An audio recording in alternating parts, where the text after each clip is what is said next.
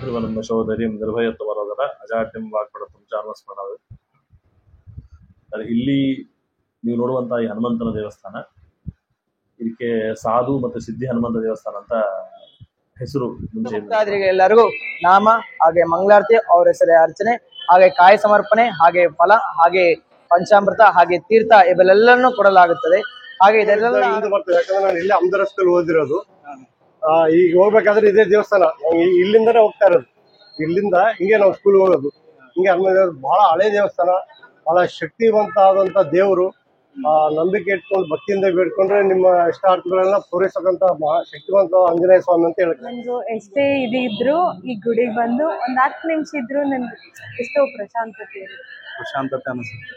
ನಮಸ್ಕಾರಿಪ್ಪ ಎಲ್ಲ ಮಂದಿಗೆ, ನಾನು ನಿಮ್ಮ ಗುರು ಆಲದಿ ಮಾತಾಡಕತ್ತೀನಿ. ಇವತ್ತು ನಾವು ಎಲ್ಲಿ ಬಂದೇವ್ರಿಪ್ಪ ಅಂತಂದ್ರೆ ರಾಯಚೂರಿನ ಒಂದು ಗಾಂಧಿ ಚೌಕದಲ್ಲಿರುವಂತ ಹನುಮ ದೇವರ ಒಂದು ದೇವಸ್ಥಾನಕ್ಕ ಬಂದೇವಿ. ಬಹಳ ಚೆನ್ನಾಗಿರುವಂತ ದೇವಸ್ಥಾನ. ನೀವು ಕೂಡ ನಿಮ್ಮ ಫ್ಯಾಮಿಲಿ ಮತ್ತ ಫ್ರೆಂಡ್ ಜೊತೆ ಬಂದ ಆಶೀರ್ವಾದವನ್ನ ಪಡ್ಕೊಳ್ರಿ. ಯಾಕ್ರಿಪ್ಪ ಅಂತಂದ್ರ ಒಂದು ಉದ್ಭವ ಮೂರ್ತಿ ಆಗಿರುವಂತ ಹನುಮ ದೇವರ ಒಂದು ದರ್ಶನ ಪಡ್ಕೊಂಡ್ರ ಬಹಳ ಒಂದು ಖುಷಿ ಆಗುತ್ತ, ನೆಮ್ಮದಿ ಸಿಗುತ್ತ. 10 ನಿಮಿಷ ಇಲ್ಲಿ ಕುಂತ್ರ ಅಂತಂದ್ರ ಏರ್ ಕೂಲರ್ ಏನಪ್ಪಾ AC ಒಳಗ್ ಕುಂತಂಗ್ ಫೀಲ್ ಆಗ್ತೈತಿ. ಯಾಕಂದ್ರ ಅಷ್ಟು ಚೆನ್ನಾಗಿ ಕಟ್ಟಡವನ್ನ ಇಲ್ಲಿ ನಿರ್ಮಾಣ ಮಾಡಿದಾರ. ಇಲ್ಲಿ ಬಂದ ಕುಂತ್ರ ಒಂದು ಮನಸ್ಸಿಗೆ ಬಹಳ ನೆಮ್ಮದಿ ಸಿಗುತ್ತ. ದೋಸ್ತ್ರ, ಇವಾಗ ಒಳಗಡೆ ಹೋಗುಣ್ರಿ. ಚಪ್ಪಲಿ ಬಿಡುವಂತ ಇಲ್ಲಿ ಸ್ಥಳ ಐತಿ. ಹೊರಗಡೆ ಚಪ್ಪಲಿಗಳನ್ನ ಬಿಟ್ಬಿಟ್ಟು ಒಳಗಡೆ ದರ್ಶನ ಪಡ್ಕೊಳ್ಳುಣ್ರಿ.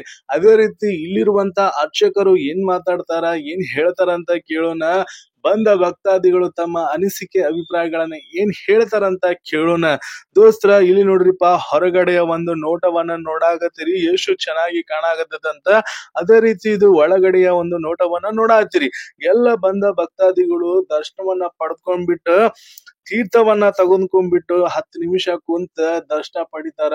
ಇದಕ್ಕಿಂತ ಒಂದು ನೆಮ್ಮದಿ ಕೊಡುವಂತ ಖುಷಿ ಯಾವುದು ಇಲ್ಲ. ನೋಡ್ರಿ ಎಷ್ಟು ಚೆನ್ನಾಗಿ ಕಟ್ಟಡವನ್ನ ನಿರ್ಮಾಣ ಮಾಡಿದಾರಂತ. ನೋಡುಂಬಾರಿ, ಪೂರ್ತಿಯಾಗಿ ವಿಡಿಯೋ ನೋಡ್ರಿ. ಅದೇ ರೀತಿ ನಮ್ಮ ಯೂಟ್ಯೂಬ್ ಚಾನಲ್ ನ ಪ್ಲೀಸ್ ಸಬ್ಸ್ಕ್ರೈಬ್ ಮಾಡ್ತಾ ಇರಿ, ಶೇರ್ ಮಾಡ್ತಾ ಇರಿ. ಎಲ್ಲರಿಗೂ ಕೂಡ ಧನ್ಯವಾದಗಳು. ಸರ್ ನಮಸ್ತೆ ಸರ್. ಆಂಜನೇಯ ದೇವಸ್ಥಾನಕ್ಕೆ ಬಂದಿರಿ, ಯಾವ ತರ ಫೀಲ್ ಆಗ್ತಾ ಇದೆ ಅಂದ್ರೆ ಪ್ರತಿ ಸಲನೂ ಬರ್ತೀರಾ? ನಿಮ್ಗೆ ಏನ್ ಕತೆ? ಹೌದು, ಬಹಳ ಮೊದಲಿಂದ ಬರ್ತೀವಿ ನಾವು ಚಿಕ್ಕವರಿದ್ದಾಗ್ಲಿಂದ ಬರ್ತೀವಿ. ಯಾಕಂದ್ರೆ ನಾನು ಇಲ್ಲಿ ಅಮೃತರಸ್ದಲ್ಲಿ ಓದಿರೋದು. ಈಗ ಹೋಗ್ಬೇಕಾದ್ರೆ ಇದೇ ದೇವಸ್ಥಾನ, ಇಲ್ಲಿಂದನೇ ಹೋಗ್ತಾ ಇರೋದು. ಇಲ್ಲಿಂದ ಹಿಂಗೆ ನಾವು ಸ್ಕೂಲ್ ಹೋಗೋದು. ಹಿಂಗೆ ಬಹಳ ಹಳೆ ದೇವಸ್ಥಾನ, ಬಹಳ ಶಕ್ತಿವಂತ ಆದಂತ ದೇವರು. ನಂಬಿಕೆ ಇಟ್ಕೊಂಡು ಭಕ್ತಿಯಿಂದ ಬೇಡ್ಕೊಂಡ್ರೆ ನಿಮ್ಮ ಇಷ್ಟಾರ್ಥಗಳೆಲ್ಲ ಪೂರೈಸಕ್ಕಂತ ಶಕ್ತಿವಂತ ಆಂಜನೇಯ ಸ್ವಾಮಿ ಅಂತ ಹೇಳ್ತಾರೆ. ನಿಮ್ಗೆ ಗೊತ್ತಿರೋ ಪ್ರಕಾರ ಎಷ್ಟು ಹಳೇದಿರ್ಬೋದು ದೇವಸ್ಥಾನ? ನಮಗೆ ಈಗ ಸುಮಾರು 46 ವರ್ಷ. ನಾನು ಅವಾಗ್ಲಿಂದ ನೋಡಿದ್ರೆ ಬಹಳ ಹಳೆ ದೇವಸ್ಥಾನ. ಹಳೆ ದೇವಸ್ಥಾನ ಹೊಸದಾಗೆಲ್ಲ ರಿನೋವೇಷನ್ ಎಲ್ಲ ಚೆನ್ನಾಗಿ ಮಾಡಿದ್ದಾರೆ. ಹೌದೌದು. ನಮ್ಮೂರಲ್ಲಿ ನಮ್ಮ ನೋಡ್ರಿ, ರಾಯಚೂರಲ್ಲಿ ಯಾವ್ದಾದ್ರು ಒಂದು ಒಳ್ಳೆ ದೇವಸ್ಥಾನ ನೋಡ್ಬೇಕಂದ್ರೆ ಮಾಮೂಲಾಗಿ ಯಾವ ತರ ಗುಡಿ ಇದೆ.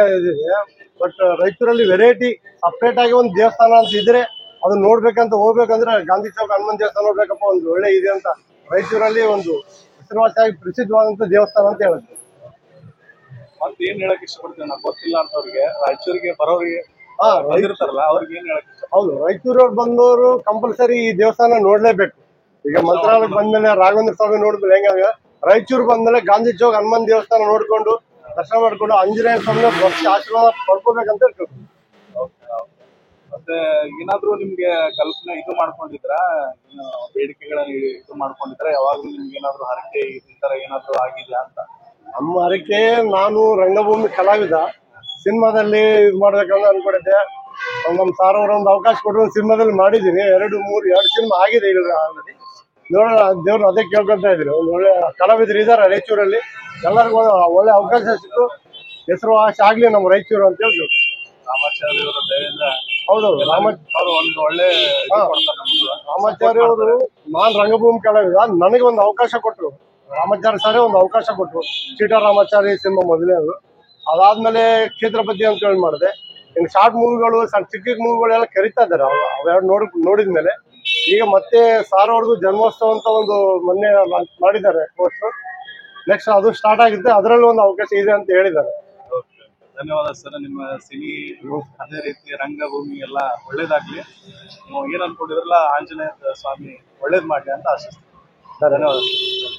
ದೋಸ್ತ್ರ ಹೇಳ್ಬೇಕ್ರಿಪ್ಪ ಅಂತಂದ್ರ ಬಹಳ ಒಂದು ಚೆನ್ನಾಗಿರುವಂತ ರಾಯಚೂರಿನ ಗಾಂಧಿ ಚೌಕ್ ಇರುವಂತ ದೇವಸ್ಥಾನ ಅಂತ ಹೇಳ್ಬೋದು. ಮೊದಲನೇದಾಗಿ ಇಲ್ಲಿ ಒಂದು 2-3 ಮೂರ್ತಿಗಳಿದಾವ. ಅವ ಮೂರ್ತಿಗಳ ಒಂದು ದರ್ಶನವನ್ನ ಮಾಡಿಸ್ತೀನಿ. ಇಲ್ಲಿ ನೋಡ್ರಿ, ಕಾಣ್ತಾ ಇರೋ ಒಳಗಡೆ ಒಂದು ನೋಟವನ್ನ ನೋಡಾತಿರಿ. ಮೊದಲನೇದಾಗಿ ವಿಘ್ನ ವಿನಾಶಕನ ಒಂದು ಮೂರ್ತಿ ಕಾಣಾಕತೈತಿ. ಯಾವುದೇ ಕೆಲಸ ಮಾಡ್ಬೇಕ್ರಿಪ್ಪ ಅಂತಂದ್ರ ವಿನಾಯಕನ ಒಂದು ದರ್ಶನ ಪಡಿಬೇಕ್ರಿ. ಆ ಒಂದು ಕಾರಣದಿಂದ ಮೊದಲನೇದಾಗಿ ವಿಘ್ನ ವಿನಾಶಕನ ಒಂದು ದರ್ಶನವನ್ನ ಪಡ್ಕೊಳ್ರಿ. ಅದೇ ರೀತಿ ಮುಂದೆ ಹೋಗೋಣ, ಯಾವ ಮೂರ್ತಿ ನಿಮ್ಗೆ ಕಾಣುತ್ತೆ ಅಂತ ನೋಡುಂಬರಿ. ದೋಸ್ತ್ರ ಇಲ್ಲಿ ನೋಡ್ರಿಪ್ಪ, ಒಂದು ಮಹೇಶ್ವರನ ಈಶ್ವರನ ಒಂದು ದೇವಸ್ಥಾನ ಕಾಣಾಕತೈತಿ. ಆ ಒಂದು ಕಾರಣದಿಂದ ಎಲ್ಲರೂ ಕೂಡ ಆಶೀರ್ವಾದವನ್ನ ಪಡೆದುಕೊಳ್ರಿ. ಈಶ್ವರ ಒಂದು ದೇವಸ್ಥಾನ ಇಲ್ಲಿ ನಿರ್ಮಾಣ ಮಾಡಿದಾರೆ. ಎಷ್ಟು ಚೆನ್ನಾಗಿ ಐತಲ್ಲಪ್ಪ. ಎಲ್ಲಾ ದೇವರ ಒಂದು ದೇವಸ್ಥಾನ ಇಲ್ಲೇ ಒಂದ ಕಡೆನೆ ಸಿಗ್ಬೇಕಂತ ಒಂದು ಅವರ ಆಲೋಚನೆಗೆ ಒಂದು ದೊಡ್ಡ ಸಲ್ಯೂಟ್ ಅಂತ ಹೇಳ್ಬೋದು.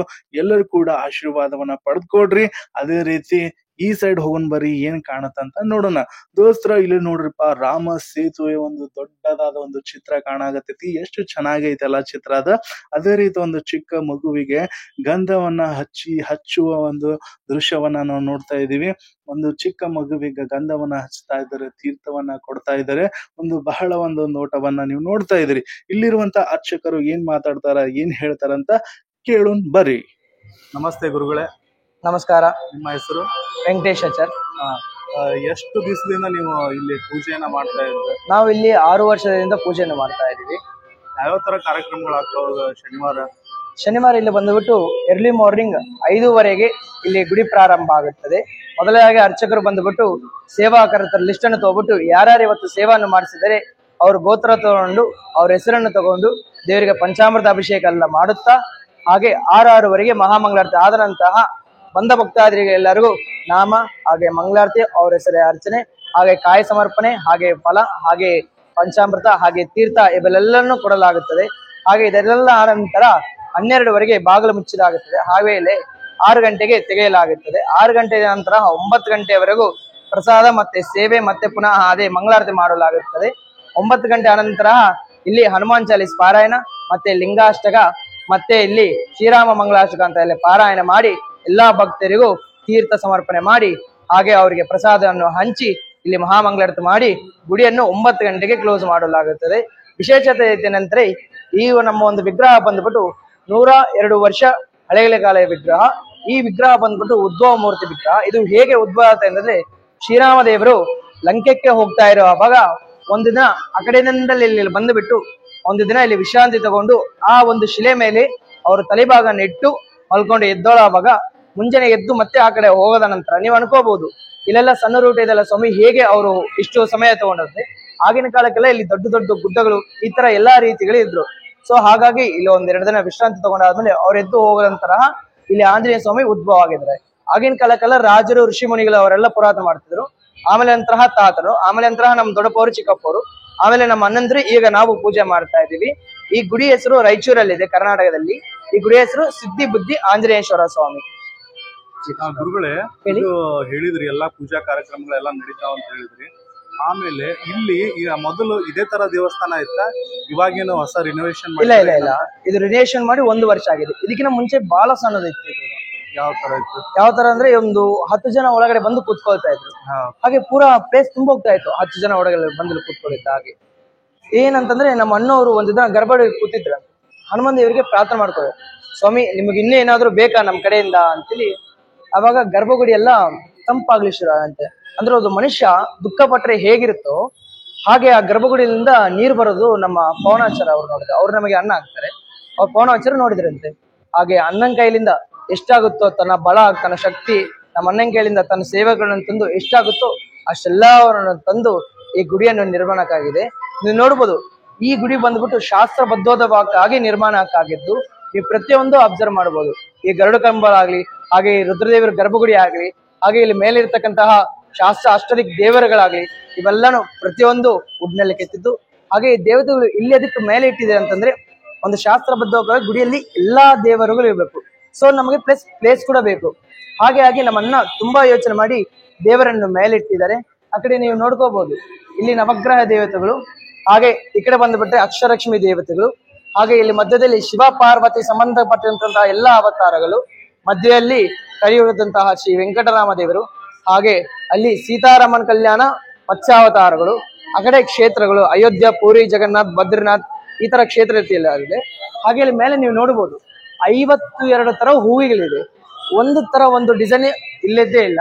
ಹಾಗೆ ಇವೆಲ್ಲ ಪುಷ್ಪಾರ್ಚನೆ ಬಂದಂತಹ ಭಕ್ತಾದಿಗಳಿಗೆ ಈ ದೇವರೆಲ್ಲರೂ ಪುಷ್ಪಾರ್ಚನೆ ಮಾಡಿ ಸಕಲ ಒಂದು ಐಶ್ವರ್ಯ ಆರೋಗ್ಯವನ್ನು ಕೊಡಲಾಗುತ್ತದೆ. ಹಾಗೆ ಈ ಒಂದು ರುದ್ರದೇವರನ್ನು ನೀವು ನೋಡ್ಕೋಬಹುದು. ಪ್ರತಿಯೊಂದು ಗರ್ಭಗುಡಿಯಲ್ಲೂ ಪ್ರತಿಯೊಂದು ರುದ್ರದೇವರು ಹೀಗೆ ಒಂದು ಗರ್ಭಗುಡಿ ಆಕಾರದಲ್ಲಿ ಇರಬೇಕು. ನೀವು ಯಾವತ್ತಾರು ಪುನಃ ದೇವರಲ್ಲಿ ನೋಡ್ತಾ ಇರ್ತೀರ ದಶಾದ್ವಾದಶ ಹೇಗಿರ್ತಾರೆ, ಹಾಗೆ ಇಲ್ಲಿ ಜಯ ವಿಜಯತರ ದಶಾದ್ವಾದಶ ಅಂತ ಹೇಳಿ ಇವರಿಬ್ರು, ದಶಾದ್ವಾದಶ ಅಂತ ಹೇಳಿ ಇವರಿಬ್ರು. ಇದು ರುದ್ರದೇವ ಆದಷ್ಟು ಯಾರು ಇಡಲ್ಲ, ಹಾಗಾಗಿ ನಾವು ಇಟ್ಟಿದ್ದೀವಿ. ಅಲ್ಲಿ ನೀವು ನೋಡ್ತಿದ್ರ ಅದು ಹೆಸರು ಚಂಡೇಶ್ವರ ಅಂತ ಹೇಳಿ. ರುದ್ರದೇವರಿಗೆ ಅಭಿಷೇಕ ಮಾಡುವಂತಹ ನೀರು ಅವರು ನೋಡಿದ್ರೆ ಮಾತ್ರ ನಮಗೆ ಕುಡಿದ್ರೆ ಅದ್ರ ಫಲ ಬರುತ್ತೆ. ಅವ್ರು ನೋಡಿಲ್ಲ ಅಂದ್ರೆ ಯಾವ ರೀತಿ ಫಲನೂ ಇರಲ್ಲ. ಇದು ಶಾಸ್ತ್ರಬದ್ಧವಾಗಿ ನಿರ್ಮಾಣಕ್ಕಾದ ಗುಡಿ. ಹಾಗೆ ಇಲ್ಲಿ ಗರುಡಕಂಬ ಇದೆ. ಇದು ಬಂದ್ಬಿಟ್ಟು ಅರುಣಾಚಲದಲ್ಲಿ ಇರತಕ್ಕಂತಹ ಒಂದು ಗರುಡಕಂಬ. ಇದನ್ನ ನಲ್ಲಮಲ್ಲ ಫಾರೆಸ್ಟ್ ಇಂದ ತರಿಸಲಾಗಿದೆ. ನಲ್ಲಮಲ್ಲ ಫಾರೆಸ್ಟ್ ಇಂದ ತರಿಸಲಾಗಿದೆ. ಈ ಗರುಡ ಹೆಸರು ಬಂದ್ಬಿಟ್ಟು ಗರುಡಗಂಬ ಅಂತ ಹೇಳಿ. ಇದು ಬಂದ್ಬಿಟ್ಟು 32 ಅಡಿ ಇದೆ. ಹಾಗೆ ಅರುಣಾಚಲದ ಬಿಟ್ರೆ ಮತ್ತೆ ನಮ್ಮ ತರ ಇಲ್ಲೇ ಇರುವುದು. ಹಾಗೆ ಇಲ್ಲಿ ನೋಡ್ಕೋಬಹುದು ಮೇಲ್ಗಡೆ ಶ್ರೀರಾಮ ದೇವಿ ವಿಗ್ರಹ, ಹಾಗೆ ಕೆಳಗಡೆ ರಾಧಾಕೃಷ್ಣ, ಹಾಗೆ ಕೆಳಗಡೆ ಗಣಪತಿ, ಮೇಲ್ಗಡೆ ಬಂದ್ಬಿಟ್ಟು ತ್ರೇತಾಯುಗ, ಕೆಳಗಡೆ ಬಂದ್ಬಿಟ್ಟು ದ್ವಾಪರ ಯುಗ, ಅದ್ರ ಕೆಳಗಡೆ ಬಂದ್ಬಿಟ್ಟು ಕಲಿಯುಗ ಅಂತ ಹೇಳಿ. ಮತ್ತೆ ನಿಮಗೆ ಏನಾದ್ರು ಕೇಳೋ ಒಂದು ಉಪೇಕ್ಷೆ ಇದ್ರೆ ಕೇಳ್ಬೋದು. ಇದೆಲ್ಲ ಪ್ಲಾನಿಂಗ್ ಕಟ್ಟಕ್ಕೆ ಎಷ್ಟು ವರ್ಷ ತಗೊಂತು? 2 ವರ್ಷ. 2 ವರ್ಷದಿಂದ ಪ್ಲಾನಿಂಗ್ ಎಲ್ಲ ಮಾಡಿ ಒಂಥರ ಕಲ್ಲಿಂದು ಆ ಕಲಾಕೃತಿ ಎಲ್ಲ ಒಂದು ಡಿಫ್ರೆಂಟ್ ಆಗಿದೆ. ಇದ್ರದ್ದು ಯಾರು ಏನು ಮಾಡಿದ್ರು? ಇವರೆಲ್ಲ ಮಾಡಿದ್ದು ರಾಮಾಚಾರ ಅಂತೇಳಿ ಮತ್ತೆ ಪವನಾಚಾರ ಅಂತೇಳಿ ಅವರ ಪ್ಲಾನ್ ಪ್ರಕಾರ ಇದೆಲ್ಲ ಮಾಡಿದ್ದಾರೆ. ಧನ್ಯವಾದ ಸರ್. ಹಾಗೆ ಇನ್ನೊಂದು ಸಣ್ಣ ವಿಷಯ, ಈ ಗರ್ಭಗುಡಿ ನೋಡ್ಬೋದು ನೀವು. ಅಂದ್ರೆ ಎಲ್ಲಾ ತರ ಮೇಲ್ಗಡೆ ಕ್ಲೋಸಿಂಗ್ ಇಲ್ಲ ಇದಕ್ಕೆ. ಮೇಲ್ಗಡೆ ಇದು ಎದಕ್ಕೆ ಓಪನ್ ಬಿಟ್ಟಿದ್ರೆ ಪಂಚಭೂತಗಳು ಯಾವಾಗಲೂ ಗರ್ಭಗುಡಿಯಲ್ಲಿ ಆಕರ್ಷಣೆ ಇರಬೇಕು. ಈಗ ಮಳೆ ಬಂದ್ರೆ ಶುದ್ಧ ಆಗುತ್ತದೆ, ಗಾಳಿ ಬಿಟ್ರೆ ಶುದ್ಧ ಆಗುತ್ತೆ, ಬಿಸಿಲು ಬಿಟ್ರೆ ಅತ್ಯಂತ ಹೊಳೆಯುತ್ತಾ ಇರುತ್ತೆ. ಹಾಗೆ ಜನಗಳು ತಿರುಗಿದ್ರೆ ಮೇಲೆ ನೋಡ್ಲಿಕ್ಕೆ ಇನ್ನೂ ಆಕರ್ಷಣೆ ಇರುತ್ತದೆ. ಆಕೋಸ್ಕರವಾಗಿ ಇದೊಂದು ಬಿಟ್ಟಿರೋದು ನಾವು. ಧನ್ಯವಾದ ಗುರುಗಳೇ, ಬಹಳ ಚೆನ್ನಾಗಿ ಎಲ್ಲ ಡೀಟೇಲ್ಸ್ ನ ಕೊಟ್ರಿ. ಒಳ್ಳೇದಾಗ್ಲಿ. ಆ ಆಂಜನೇಯನ ಆಶೀರ್ವಾದ ನಮ್ಮ ಮೇಲೆ ಇರ್ಲಿ. ಖಂಡಿತ ಇರಲಿ. ನಿಮ್ಮ ಮೇಲೆ ಇರ್ಲಿ. ಧನ್ಯವಾದ. ಜೈ ಶ್ರೀರಾಮ್, ಜೈ ಹನುಮಾನ್. ಜೈ ಶ್ರೀರಾಮ್. ದೋಸ್ತ್ರ ಹೇಳ್ಬೇಕ್ರಿಪ್ಪ ಅಂತಂದ್ರ ಅರ್ಚಕರು ಇಷ್ಟೆಲ್ಲಾ ಹೇಳಿದ್ಮೇಲೆ ಏನು ನಾನು ಎಕ್ಸ್ಪ್ಲೇನ್ ಮಾಡೋ ಅವಶ್ಯಕತೆನೇ ಇಲ್ಲ ಅನ್ಸುತ್ತೆ. ಆ ಒಂದು ಕಾರಣದಿಂದ ರಾಯಚೂರಿಗೆ ಬಂದ್ರೆ ಗಾಂಧಿ ಚೌಕದಲ್ಲಿರುವಂತಹ ಹನುಮ ದೇವರ ಒಂದು ದೇವಸ್ಥಾನದ ಆಶೀರ್ವಾದವನ್ನ ಪಡ್ಕೊಂಡು ಹೋಗ್ರಿ. ಅದೇ ರೀತಿಯಾದಂತ ಇಲ್ಲಿರುವಂತ ಮುಖ್ಯ ಅರ್ಚಕರು ಏನ್ ಮಾತಾಡ್ತಾರ, ಏನ್ ಹೇಳ್ತಾರಂತ ಕೇಳೋಣ್ರಿ. ದೋಸ್ತ್ರ ಇಲ್ಲಿ ನೋಡ್ರಿ, ಒಂದು ಚಿತ್ರವನ್ನ ನೋಡ್ತಾ ಇದ್ರಿ, ರಾಮ ಮತ್ತು ಸೇತುವೆಯ ಒಂದು ದೃಶ್ಯವನ್ನ ನೋಡ್ತಾ ಇದ್ರಿ. ಎಷ್ಟು ಚೆನ್ನಾಗಿರುವಂತ ಚಿತ್ರ ಇಲ್ಲಿ ಬಿಡಿಸಿದ್ದಾರೆ ಅಂತಂದ್ರೆ, ರಾಮ ಸೇತುವೆಯ ಒಂದು ದೃಶ್ಯ ಏನಪ್ಪಾ ಸಂಕೇತ ಅಂತಂದ್ರೆ ನಂಬಿಕೆಯ ಒಂದು ಸಂಕೇತ, ನಿಜವಾದ ಒಂದು ನಂಬಿಕೆಯ ಒಂದು ಸಂಕೇತ ಅಂತ ಎಷ್ಟು ಚೆನ್ನಾಗಿ ಇಲ್ಲಿ ಬರ್ತಿದ್ದಾರೆ. ಅದೇ ರೀತಿ ಇಲ್ಲಿ ಎಲ್ಲ ರೀತಿಯಾದಂತ ಪೂಜಾ ಪರಿಕರಗಳ ಒಂದು ದೃಶ್ಯ ನಿಮ್ಗೆ ಕಾಣ್ತಾ ಇದೆ. ಎಲ್ಲ ರೀತಿಯಾದಂತ ಮೂರ್ತಿಗಳು ಕೂಡ ಕಾಣ್ತಾ ಇದಾವೆ. ಇವಾಗ ಮುಂದುಗಡೆ ಹೋಗೋಣ, ಯಾವ ರೀತಿಯಾದಂತ ಮೂರ್ತಿಗಳು ಇದಾವ ಅಂತ ನೋಡೋಣ. ದೋಸ್ತರ ಇಲ್ಲಿ ನೋಡ್ರಿ, ಚಿಕ್ಕ ಚಿಕ್ಕ ಮೂರ್ತಿಗಳು ಇದಾವ. ಪೂಜೆಯನ್ನ ಮಾಡ್ಲಿಕ್ಕೆ ಅಂತ ಇಟ್ಟಿದ್ದಾರೆ. ಎಷ್ಟು ಚೆನ್ನಾಗಿ ಮಾಡಿದ್ದಾರೆ. ಅದೇ ರೀತಿ ಇಲ್ಲಿರುವಂತ ಹಿರಿಯ ಅರ್ಚಕರು, ಪ್ರಧಾನ ಅರ್ಚಕರು ಏನು ಮಾತಾಡ್ತಾರ, ಏನ್ ಹೇಳ್ತಾರಂತ ಪೂರ್ತಿಯಾಗಿ ವಿಡಿಯೋ ನೋಡ್ರಿ. ಯಾಕಂದ್ರೆ ಡೀಟೇಲ್ ಆಗಿ ಅವರು ಎಕ್ಸ್ಪ್ಲೈನ್ ಮಾಡಿದಾರ. ಈ ನಿರ್ಮಾಣ ಮಾಡಿಕೆ ಯಾವ ರೀತಿಯಾದಂತ ವಿಚಾರಗಳ ಇದಾವ ಅಂತ ಬಹಳ ಚೆನ್ನಾಗಿ ಎಕ್ಸ್ಪ್ಲೈನ್ ಮಾಡಿ ಅವರು ತಿಳಿಸಿದಾರ. ಪೂರ್ತಿಯಾಗಿ ವಿಡಿಯೋ ನೋಡ್ರಿ. ಅದೇ ರೀತಿ ಸಬ್ಸ್ಕ್ರೈಬ್ ಮಾಡ್ತಾ ಇರಿ, ಲೈಕ್ಸ್ ಮಾಡ್ತಾ ಇರಿ. ನಮಸ್ತೆ ಗುರುಗಳೇ. ನಮಸ್ತೆ. ಇಲ್ಲಿ ದೇವಸ್ಥಾನ ಎಷ್ಟು ವರ್ಷ ಆಯ್ತು? ಎಷ್ಟು ವರ್ಷ ಪ್ರಾರಂಭ ಆಯ್ತು? ಬುದ್ಧಿರ್ವನಂ ಸಹೋದರಿ ನಿರ್ಭಯತ್ವ ಬರೋದರ ಅಜಾಟ್ಯಂ ವಾಕ್ಪಡ ತುಂಚಾರ್ಮಸ್ಮರಣದು. ಇಲ್ಲಿ ನೀವು ನೋಡುವಂತಹ ಈ ಹನುಮಂತನ ದೇವಸ್ಥಾನ, ಇದಕ್ಕೆ ಸಾಧು ಮತ್ತು ಸಿದ್ಧಿ ಹನುಮಂತ ದೇವಸ್ಥಾನ ಅಂತ ಹೆಸರು ಮುಂಚೆಯಿಂದ ಇರ್ತದೆ. ಈ ದೇವಸ್ಥಾನ ತ್ರೇತಾಯುಗ ಕಾಲದಿಂದಲೂ, ಅಂದ್ರೆ ಹನುಮಂತ, ಜಾಂಬವಂತ ಇತ್ಯಾದಿಗಳೆಲ್ಲರೂ ಕೂಡ ಸೀತಾನ್ವೇಷಣಕ್ಕೋಸ್ಕರ ಹೊರಟಾಗ ಮೊದಲನೇ ಸಮಯಕ್ಕೆ, ಅಂದ್ರೆ ಮೊದಲನೇ ಸತಿ ಅವರು ಇಲ್ಲಿ ಸ್ವಲ್ಪ ಹೊತ್ತು ಕೂತ್ಕೊಂಡು ಒಂದು ದಿನ ಇಲ್ಲಿ ವಿಶ್ರಾಂತಿ ಪಡೆದಿರುವಂತಹ ಪ್ರತೀತಿ. ಅಲ್ಲಿಂದ ಅಂದ್ರೆ ತ್ರೇತಾಯುಗದಿಂದ ಆ ಕಾಲದಿಂದಲೂ ಕೂಡ ರಾಜ ಮಹಾರಾಜ ಇತ್ಯಾದಿಗಳು ಪೂಜೆ ಮಾಡ್ತಾ ಬಂದಿದ್ರು ಅಂತ ನಮ್ಮ ಹಿರಿಯರು ಪೂರ್ವಜರು ಆಮೇಲೆ ನಮ್ಮ ಇಲ್ಲಿಯ ಚಿಹ್ನೆಗಳೆಲ್ಲ ಹೇಳ್ತಾ ಇತ್ತು. ಚಾಲುಕ್ಯ ಇತ್ಯಾದಿಗಳೆಲ್ಲ ಚಿಹ್ನೆಗಳೆಲ್ಲ ಇಲ್ಲಿ ಶಿಲಾಶಾಸನ ಇತ್ತು. ನಂತರ ನಾವು ಈ ದೇವಸ್ಥಾನ ಪೂಜೆ ಮಾಡಿ ನಾವಿಲ್ಲಿ ನಮ್ಮ ಮನೆತನ ಪೂಜೆ ಮಾಡ್ತಾ ಒಂದು 300 ವರ್ಷ ಆಯ್ತು. ನಮ್ಮ ಹತ್ರ 700 ವರ್ಷದ ಸಂಪೂರ್ಣ ರೆಕಾರ್ಡ್ಸ್ ಎಲ್ಲ ಇದೆ. ನಮ್ಮ ಹತ್ರ 700 ವರ್ಷ ಹಳೆ ದೇವಸ್ಥಾನ. ಆ ಉದ್ಭವ ಮೂರ್ತಿ ಏನಾಗಿದೆ? ಅಲ್ಲ, ಸ್ವಯಂ ಭಗವಂತ ಉದ್ಭವ ಮೂರ್ತಿ ಇಲ್ಲ. ಸ್ವಯಂ ಭಗವಂತ ಉದ್ಭವ ಮೂರ್ತಿ. ಇಲ್ಲಿರುವಂತ ರುದ್ರದೇವ ಈಶ್ವರ ಕೂಡ ಹನುಮಂತ ಇಲ್ಲಿದ್ದಾಗ ಇಲ್ಲಿ ಆಗಿನ ಎಲ್ಲ ಹಿರಿಯರೆಲ್ಲರೂ ಇಲ್ಲಿ ಶಿವನ ಸ್ಥಾಪನೆ ಮಾಡ್ಬೇಕು ಅಂತಂದಾಗ ಹಾಗೆಲ್ಲ ದಟ್ಟ ಕಾಡಿದೆಲ್ಲ, ಈ ಸುತ್ತಮುತ್ತೆಲ್ಲ ಕಾಡು. ಆಗಿಂದನೂ ಕೂಡ ಈ ಕಡೆ ಭಾಗದಲ್ಲಿ ಹತ್ತಿಯ ವ್ಯಾಪಾರ ಅತ್ಯಂತ ಶ್ರೇಷ್ಠ. ಈಗ ಕೂಡ ನಮ್ಮ ರಾಯಚೂರು ಭಾಗ ಅಂದ್ರೆ ಹತ್ತಿ ಮತ್ತು ಅಕ್ಕಿ ವ್ಯಾಪಾರ ಶ್ರೇಷ್ಠ. ಆ ಕಡೆ ಬೆಳೆದಿರ್ತಕ್ಕಂಥ ಕಾಶಿ, ಆ ಕಡೆ ಬೆಳೆದಿರ್ತಕ್ಕಂಥ ಹತ್ತಿಯ ಒಂದು ಎತ್ತಿನ ಬಂಡಿ ಈ ಮಾರ್ಗವಾಗಿ ಹೋಗ್ತಾ ಇದ್ದಾರೆ, ದೇವಸ್ಥಾನ ಮಾರ್ಗವಾಗಿ ಹೊರಟಾಗ ಆ ಎತ್ತಿನ ಬಂಡಿ ನಿಂತ್ಕೊಳ್ಳುತ್ತೆ.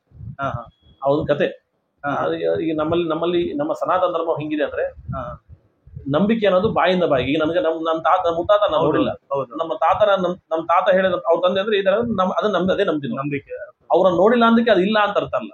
ಹೌದೌದು. ಹಿರಿಯರು ಏನ್ ಹೇಳ್ತಾರೋ ಅದನ್ನ ವಾಡಿಕೆ ಮಾಡ್ಕೊಂಡ್ ಬರೋದೇ ನಮ್ಮ ಸನಾತನ ಧರ್ಮದ ಅತ್ಯಂತ. ಹೌದು. ಅವ್ರು ಹೇಳಿದ್ರೆ ಆ ಬಂಡಿ ಹೊರಟಿರ್ಬೇಕಾದ್ರೆ ಇಲ್ಲಿ ಎತ್ತಿನ ಮಾಡಿ ನಿಂತ್ಕೊಳ್ತು, ಎಷ್ಟೊತ್ತು ಇಲ್ಲಿ ನಿಂತ್ಕೊಳ್ತು. ಅಲ್ಲಿಂದ ಒಂದು ಶಿವಲಿಂಗ ಕೆಳಗಡೆ ಬೀಳುತ್ತೆ, ಕೆಳಗಿರುತ್ತೆ. ಅದನ್ನ ಎಲ್ಲರೂ ನೋಡಿ ತಂದು ಇಲ್ಲಿ ಸ್ಥಾಪನೆ ಮಾಡ್ತಾರೆ. ಅದಕ್ಕೆ ನಾವು ಬಾಣಲಿಂಗ ಅಂತ ಕರಿತೀವಿ. ಸೊ ಇಲ್ಲಿರುವಂತ ರುದ್ರದೇವರು ಕೂಡ, ಈಶ್ವರ ಕೂಡ ಮತ್ತೆ ಹನುಮಂತನ ಇಬ್ರು ಕೂಡ ಅತ್ಯಂತ ಶಕ್ತಿಯುತವಾಗಿ.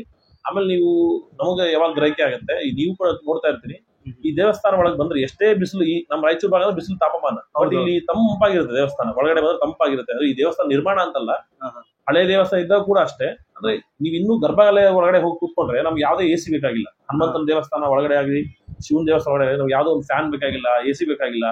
ನಾವು 5-6 ತಾಸು ಗಂಟೆ ಈ ಬೇಸಿಗೆಯಲ್ಲಿ ಬೆಳಿಗ್ಗೆ ಎಲ್ಲ ಕೂತ್ಕೊಂಡ್ರು ಕೂಡ ನಮಗೆ ಅಲ್ಲಿ ಒಳಗಡೆ ಇವತ್ತಿಗೂ ಶಕೆ ಆಗಲ್ಲ, ಮೈಯಿಂದ ಬೆವರು ಬರಲ್ಲ, ಅಷ್ಟು ತಂಪಾಗಿರುತ್ತೆ. ಅಂದ್ರೆ ನಮ್ಮಲ್ಲಿ ನಮ್ಮ ಪುರಾಣಗಳಲ್ಲಿ ಹೇಳ್ತಾ ಬರುತ್ತೆ, ಅಲ್ಲಿ ಮಂತ್ರಗಳ ಶ್ಲೋಕಗಳಿದೆ, ದೇವರು ಅತ್ಯಂತ ಜಾಗೃತವಾಗಿದ್ದಾರೆ, ಅಲ್ಲಿ ತಂಪಾಗಿ ವಾತಾವರಣ ಇರುತ್ತೆ ಅಂತ. ಸೊ ಅದು ಇಲ್ಲಿ ಹನುಮಂತ ಸಾಕ್ಷಾತ್ ಆಗಿದ್ದಾನೆ. ಇದಕ್ಕೆ ಇಷ್ಟು ದೊಡ್ಡ ದೇವಸ್ಥಾನ ನಿರ್ಮಾಣ ಇದೆಲ್ಲ ದೇವ್ರು ಮಾಡಿಸ್ಕೊಂಡಿದ್ದಾರೆ.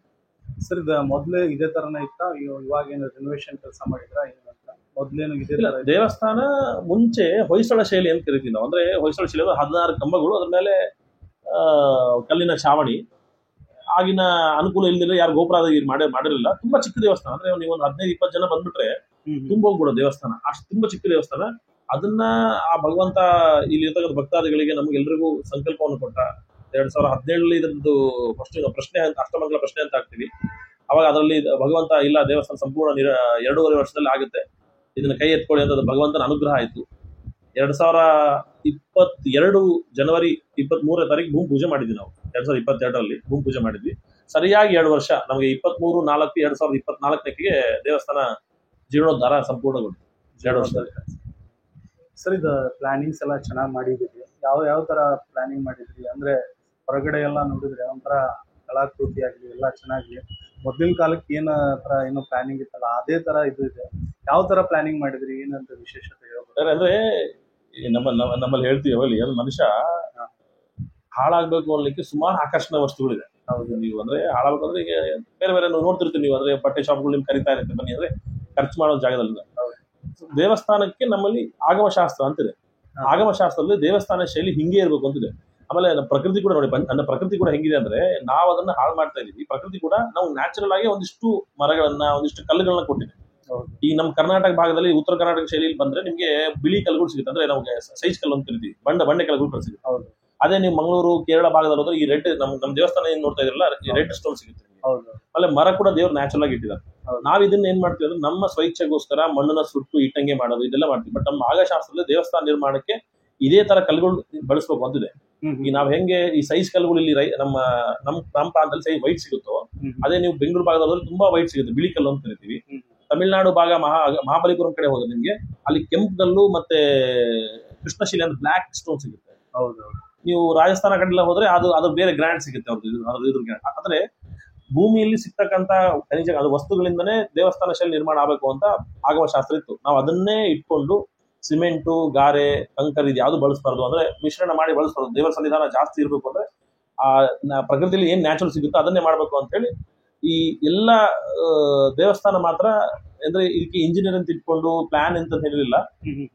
ಸತ್ಯ ಹೇಳ್ಬೇಕು ಅಂದ್ರೆ ಆ ದೇವರ ಆಲೋಚನೆ ಕೊಡ್ಬೇಕು ಹಿಂಗ್ ಮಾಡಿಸಿ ಅಂತ, ಅದನ್ನ ಇಲ್ಲಿ ಇಂಪ್ಲಿಮೆಂಟ್ ಆಗ್ಬೇಕು.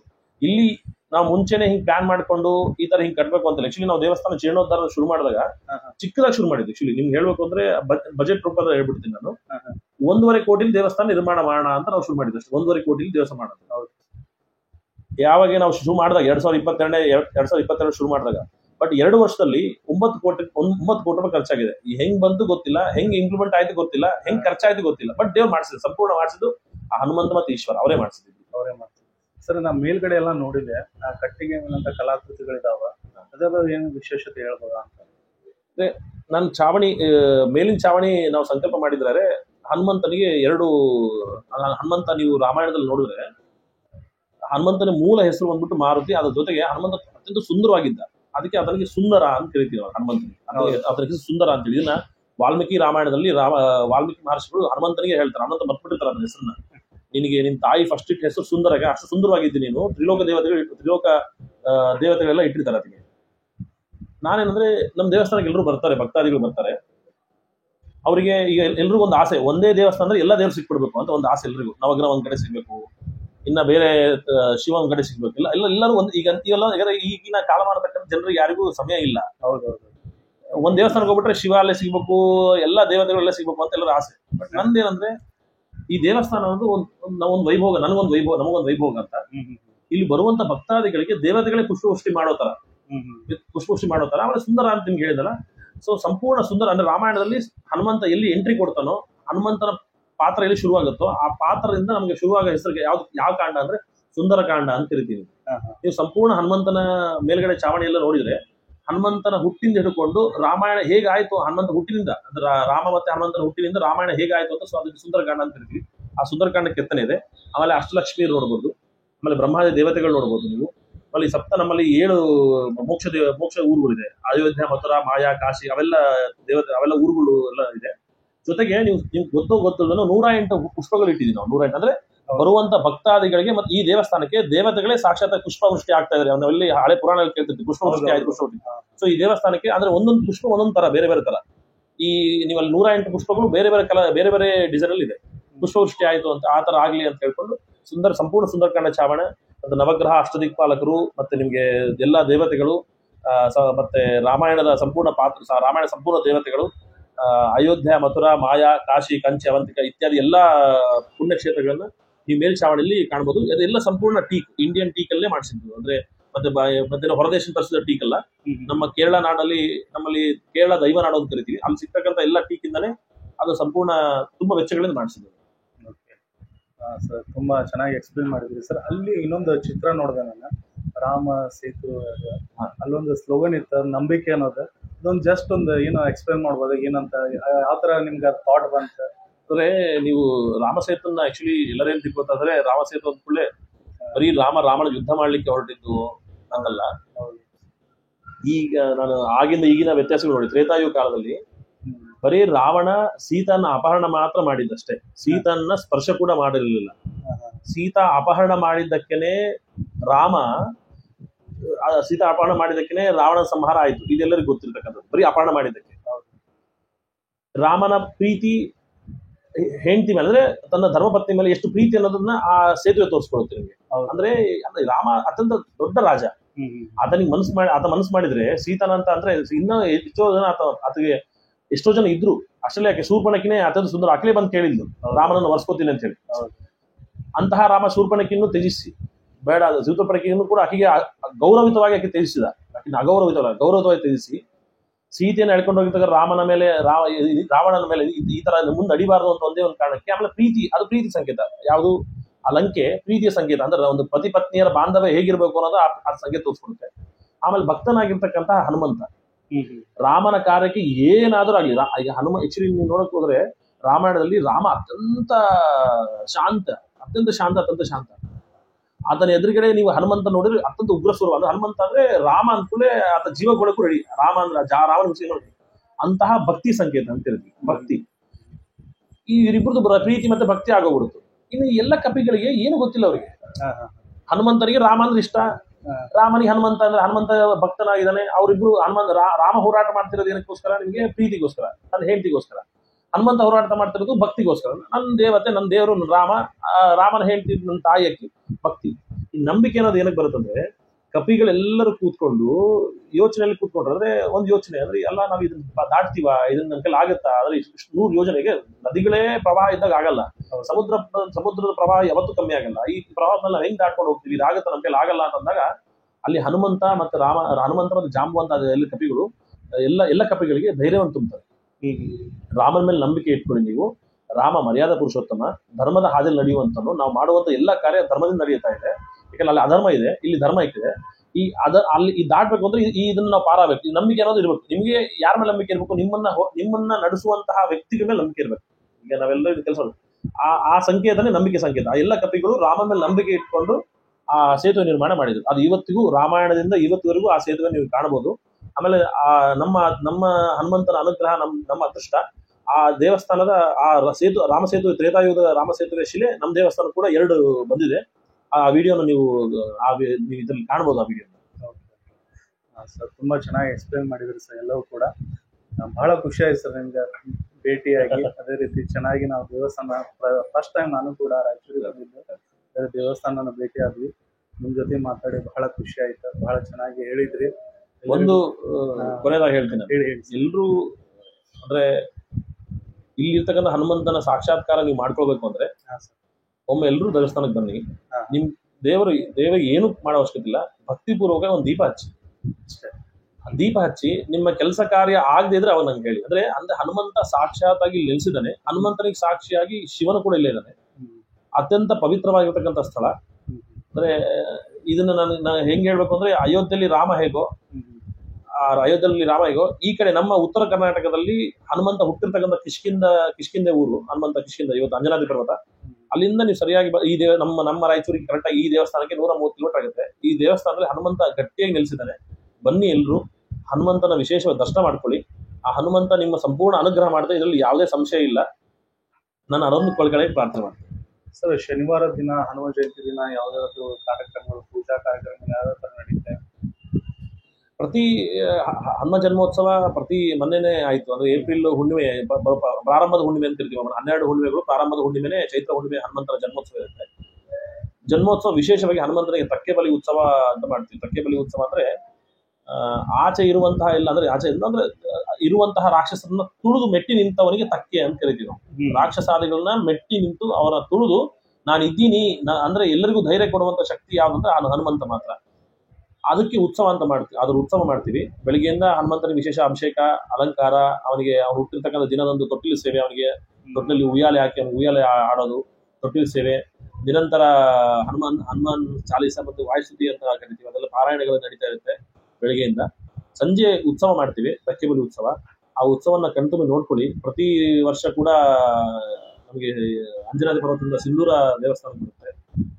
ಎಲ್ಲ ಕಾರ್ಯಕ್ರಮಗಳು ನಿರಂತರ ಪ್ರತಿ ಶನಿವಾರಗಳಂದು ವಿಶೇಷ ಪೂಜೆ, ಎಲೆ ಪೂಜೆ ಈ ದೇವಸ್ಥಾನ ನಡೀತದೆ. ಪಂಚಾಮೃತ ಅಭಿಷೇಕ, ವಡೆ ಹಾರಗಳು, ಇವೆಲ್ಲ ಭಕ್ತಾದಿಗಳು ಅವರವ್ರ ಕೋರಿಕೆ ಮೇರೆಗೆ ದೀಪದ ಸೇವೆ ವಿಶೇಷ ಮಾಡ್ತಾ ಇರ್ತಾರೆ. ಎಲ್ಲರೂ ಅವ್ರವ್ರ ಕೆಲಸ ಆಗಿರೋರು, ಕೆಲಸ ಆಗ್ಬೇಕಂತಿರೋರು ಭಗವಂತನಿಗೆ ಎಣ್ಣೆ ತಂದು ಸಮರ್ಪಣೆ ಮಾಡಿ ಅವರೇ ದೀಪಗಳು ಹಚ್ಚಿ ಇಲ್ಲಿ ನಡೀತಾ ಇರುತ್ತೆ. ಅಂದ್ರೆ ಅವನು ಯಾವ ರೂಪದಲ್ಲಿ ಯಾರಿಗೆ ಕೆಲಸ ಮಾಡಿಸ್ತಾರೋ ಗೊತ್ತಿಲ್ಲ, ಬಟ್ ಎಲ್ಲರೂ ಸಂತೃಪ್ತಿಯಾಗಿ ನೀವು ಕಾಣ್ಬೋದು. ಪ್ರತಿ ಶನಿವಾರಗಳಂದು ಒಂಥರ ಸಣ್ಣ ಜಾತ್ರೆ ತರ ಇರುತ್ತೆ.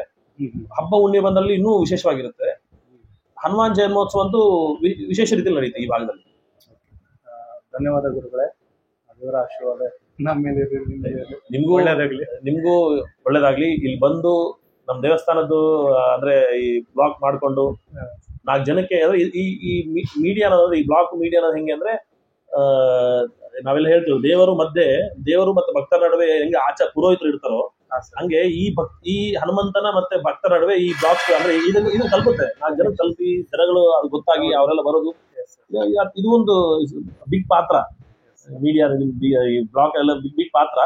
ನಿಮಗೂ ಒಳ್ಳೇದಾಗ್ಲಿ. ಇನ್ನೂ ಹೆಚ್ಚು ಮಟ್ಟಿಗೆ ನಿಮ್ ಬ್ಲಾಗ್ ಬೆಳಿಲಿ, ವ್ಯೂವರ್ಸ್ ಜಾಸ್ತಿ ಆಗ್ಲಿ. ಧನ್ಯವಾದ. ಅಂತ ವಿವರಣೆ ಕೊಡೋ ಅವಶ್ಯಕತೆ ಇಲ್ಲ ಅನ್ಸುತ್ತೆ. ಯಾಕಂತಂದ್ರೆ ಇಷ್ಟೆಲ್ಲ ಚೆನ್ನಾಗಿ ನಿರ್ಮಾಣ ಮಾಡಿ ಇಷ್ಟೆಲ್ಲ ವಿವರಣೆ ಕೊಟ್ಟಂತ ಪ್ರಧಾನ ಗುರುಗಳಿಗೆ, ಪ್ರಧಾನ ಅರ್ಚಕರಿಗೆ ತುಂಬ ಹೃದಯದ ಧನ್ಯವಾದಗಳನ್ನ ಕೊಡುತ್ತಾ ನೀವು ನೋಡ್ತಾ ಇರೋದು ಪ್ರಧಾನವಾದ ಗರ್ಭಗುಡಿಯ ಒಂದು ದರ್ಶನವನ್ನ ಪಡೆದುಕೊಳ್ರಿ. ಇವಾಗ ಒಂದು ರೌಂಡ್ ಹಾಕೊಂಡ್ ಬರೋಣ, ಅಲ್ಲಿ ಯಾವ್ಯಾವದಂತ ಚಿಕ್ಕ ಚಿಕ್ಕ ಮೂರ್ತಿಗಳು ಕಾಣತಾವಂತ ನೋಡೋಂಬರಿ. ದೋಸ್ತ್ರ ನೋಡ್ರಿಪ್ಪ, ಇದು ದೇವಸ್ಥಾನದ ಗರ್ಭಗುಡಿಯ ಒಂದು ನೋಟವನ್ನ ನೋಡಾಕತ್ತೀವಿ. ಇವಾಗ ಒಳಗಡೆ ಹೋಗೋಣ ಬರ್ರಿ, ಹೆಂಗೈತಿ ಹೆಂಗಿಲ್ಲ ಅಂತ ನೋಡೋಣ. ಇಲ್ಲಿ ಒಂದು ಚಿಕ್ಕದಾದಂತ ಶ್ರೀರಾಮಚಂದ್ರರ ಒಂದು ಮೂರ್ತಿ ಕಾಣಾಕತೈತಿ. ಎಷ್ಟು ಚೆನ್ನಾಗಿರುವಂತ ಮೂರ್ತಿ ಇಲ್ಲಿ ಕಾಣಾಕತೈತಿ ಅಂತ ನಿಮ್ಗೆ ಗೊತ್ತಾಗತ್ತ. ಇವಾಗ ಮುಂದ್ಗಡೆ ಹೋಗೋಣ, ಹೆಂಗೈತಿ ಹೆಂಗಿಲ್ಲ ಅಂತ ಗೊತ್ತಾಗತ್ತ. ಇಲ್ಲಿಯೂ ಕೂಡ ಒಂದು ಚಿಕ್ಕದಾದಂತ ಮೂರ್ತಿ ಐತಿ. ಎಲ್ಲರೂ ಕೂಡ ಆಶೀರ್ವಾದವನ್ನ ಪಡೆದುಕೊಳ್ರಿ. ಅದೇ ರೀತಿ ಶ್ರೀ ಕೃಷ್ಣ ಪರಮಾತ್ಮರ ಒಂದು ಕೂಡ ಚಿಕ್ಕದಾದಂತ ಮೂರ್ತಿ ಕಾಣತಿ. ಎಲ್ಲ ರೀತಿಯಾದಂತ ಚಿಕ್ಕ ಚಿಕ್ಕ ಪುಟ್ಟ ಒಂದು ಮೂರ್ತಿ ಕಾಣತಿ. ಇಲ್ಲಿ ಬಂದ್ಬಿಟ್ರೆ ಎಲ್ಲಾ ರೀತಿಯಾದಂತ ವಿಗ್ರಹಗಳು ಕೂಡ ಕಾಣ್ತಾವ. ಭಕ್ತಾದಿಗಳು ಏನ್ ಮಾತಾಡ್ತಾರ, ಏನ್ ಹೇಳ್ತಾರ ಅಂತ ಕೇಳೋಣ ಬರ್ರಿ. ನಮಸ್ತೆ ಸಿಸ್ಟರ್, ನಮಸ್ತೆ ಸರ್. ನಿಮ್ಮ ಹೆಸರು? ಜೀವಿತ ಅಂತ. ಜೀವಿತಾ ಅಂತ. ಯಾವ ರೀತಿ ಖುಷಿ ಆಗುತ್ತೆ ಇಲ್ಲಿ ಬಂದ ದೇವಸ್ಥಾನಕ್ಕೆ ಬಂದ್ರೆ? ನನ್ಗೂ ಎಷ್ಟೇ ಇದ್ರು ಈ ಗುಡಿಗೆ ಬಂದು ಒಂದ್ 10 ನಿಮಿಷ ಇದ್ರು ನನ್ಗೆ ಎಷ್ಟೋ ಪ್ರಶಾಂತತೆ ಇರುತ್ತೆ. ಪ್ರಶಾಂತತೆ ಅನಿಸುತ್ತೆ. ಪ್ರತಿ ಶನಿವಾರ ಬರ್ತೀರಾ ಹೆಂಗೆ? ಪ್ರತಿ ಸ್ಟಾರ್ಟಿಂಗ್ 4 ಮಂತ್ಲಿಂದ ನಾನು ಬರಾಕತ್ತೀನಿ. 4 ಮಂತ್ಲಿಂದ ಕಂಟಿನ್ಯೂಸ್ ಆಗಿ ಕಂಟಿನ್ಯೂಸ್ ಆಗಿ ಬರ್ತಾ ಇದೆ? ಕಂಟಿನ್ಯೂಸ್. ಸ್ಯಾಟರ್ಡೆ ಅಂದ್ರೂ ಕಂಪಲ್ಸರಿ ಕಂಪಲ್ಸರಿ ಅಂತ. ಯಾವ ನನ್ಗೆ ರೀತಿ? ಯಾವಾಗೇ ಆಗ್ಲಿ, ನೈಟ್ ಆಗ್ಲಿ, ಮಾರ್ನಿಂಗ್ ಆಗ್ಲಿ, ನನ್ಗೆ ಯಾವಾಗೂ ಏನೇ ಲೋನ್ಲಿ ಫೀಲ್ ಆಗ್ಲಿ, ನಾನು ಟೆಂಪಲ್ಗೆ ಟೆಂಪಲ್ಗೆ ಒಂದು 15 ಮಿನಿಟ್ಸ್ ಆಗ್ಲಿ ಕುಂತು ಹೋಗ್ತೀನಿ. ಪ್ರಶಾಂತತೆ ಇರುತ್ತೆ. ನೀವು ತಾವು ಏನಾದ್ರೂ ಅನ್ಕೊಂಡಿದ್ರ ಇಲ್ಲಿ ಬಂದ ಏನಾದ್ರೂ ಹರಕೆಗಳು ತೀರಿದವ? ಏನೇ ಅನ್ಕೋಲಿ ಆಯ್ಕೆಗಳು ತೀರ್ತವೆ ಕಂಪಲ್ಸರಿ. ಚೆನ್ನಾಗಾಗಿದೆ. ಚೆನ್ನಾಗಾಗುತ್ತೆ. ನಾನೇ 4 ಮಂತ್ಸ್ಲಿಂದ ಬರ್ತಿದ್ದೀನಿ ಅಂದ್ರೆ ಇನ್ನ ಎಷ್ಟು 7 ವರ್ಷ ಆಯ್ತು. 7 ತರ ಆಯ್ತು. ಗೊತ್ತಿಲ್ಲಾರ್ದವ್ರಿಗೆ ಏನ್ ಹೇಳಕ್ ಇಷ್ಟಪಡ್ತೀರಿ? ಅಂದ್ರೆ ರಾಯಚೂರಿಗೆ ಬಂದಿರ್ತಾರೆ, ಅವ್ರಿಗೆ ಗೊತ್ತಿರಲ್ಲ ಈ ತರ ಒಂದ್ ದೇವಸ್ಥಾನ ಇದೆ ಅಂತ. ಇಲ್ಲಿ ಬಂದು ವಿಸಿಟ್ ಮಾಡ್ಬೇಕಂತ ಹೇಳ್ತೀರಾ, ಏನಂತ ಹೇಳ್ತೀರಾ? ಕಂಪಲ್ಸರಿ ಯಾರೇ ಬರ್ಲಿ, ಹೊಸದಾಗಿ ಯಾರೇ ಬರ್ಲಿ, ಒಮ್ಮೆ ವಿಸಿಟ್ ಆಗ್ಲೇಬೇಕು. ವಿಸಿಟ್ ಆಗ್ಲಿ, ಆಶೀರ್ವಾದ ತಗೊಂಡು ಹೋಗುತ್ತೆ ಅಂತ ಹೇಳ್ತೀರಾ? ಎಲ್ಲರಿಗೂ ಇರುತ್ತೆ ಆಶೀರ್ವಾದ. ಒಮ್ಮೆ ವಿಸಿಟ್ ಆಗಿ ಹೋಗ್ಲೇಬೇಕು. ಚೆನ್ನಾಗಿರುತ್ತೆ. ಧನ್ಯವಾದ ಸಿಸ್ಟರ್, ನಿಮ್ಗೆ ಒಳ್ಳೇದಾಗ್ಲಿ. ಥ್ಯಾಂಕ್ಸ್. ಆಂಜನ ಆಶೀರ್ವಾದ ಎಲ್ಲರ ಮೇಲೆ ಇರ್ತದೆ. ಎಲ್ಲರಿಗೆ ಆಶೀರ್ವಾದ. ನೋಡಿದ್ರಲ್ಲ ಸ್ನೇಹಿತರೆ, ರಾಯಚೂರಿನ ಗಾಂಧಿ ಚೌಕದಲ್ಲಿರುವಂತಹ ದೇವಸ್ಥಾನವನ್ನ ನೋಡಿದ್ರಿ. ನೀವು ಕೂಡ ನಿಮ್ಮ ಫ್ಯಾಮಿಲಿ ಮತ್ತು ಫ್ರೆಂಡ್ ಜೊತೆ ಬಂದ ನೋಡ್ರಿ, ಆಶೀರ್ವಾದವನ್ನ ಪಡೆದುಕೊಳ್ರಿ. ಅದೇ ರೀತಿ ನಮ್ಮ ಯೂಟ್ಯೂಬ್ ಚಾನಲ್ ನ ಪ್ಲೀಸ್ ಸಬ್ಸ್ಕ್ರೈಬ್ ಮಾಡ್ತಾ ಇರಿ, ಶೇರ್ ಮಾಡ್ತಾ ಇರಿ. ಎಲ್ಲರಿಗೂ ಕೂಡ ಧನ್ಯವಾದಗಳು.